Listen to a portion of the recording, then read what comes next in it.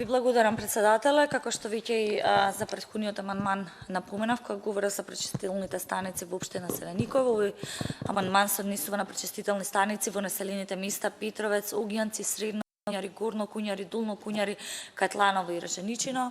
Веќе ја наведов потребата и чинам на сите ни е повеќе од јасно, верувам и на представникот од владата, зашто е толку голема потребата од пречистителни станици, како што видов не само во овие општини, туку и генерално во Република Македонија.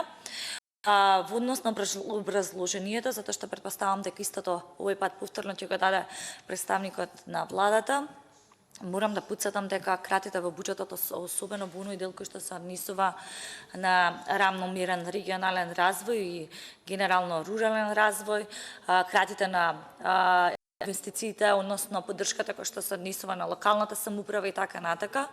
Јас би апелирала, а истовремено и споменувате за само иницијативно со страна на општините во делот на подготовка на проектна апликација. Тоа го имав кажано и на министерот за финансии, на господинот Бесими, овој пат ќе го споделам и со вас, заменик министер.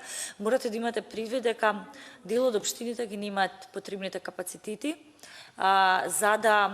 за да можат да аплицираат на дел од фондовите. Ова го знам, се разбира заради тоа што бив од дел од Националната канцеларија, која што НИПАК канцеларијата во рамките на секретаријатот за европски прашања, и често пати напоменуваме со какви предизвици се соочуваат општините повеќе од 20 години во Република Македонија и дека владата е таа која што треба и институциите да покажат волја, желба и посветеност во делот на јакнење на институционалните и административните капацитети на општините, а со цел за подобра искористеност на фондовите кои што и стојат на располагање на Република Македонија како земја кандидатка за полноправно членство во Европската унија. Ви благодарам.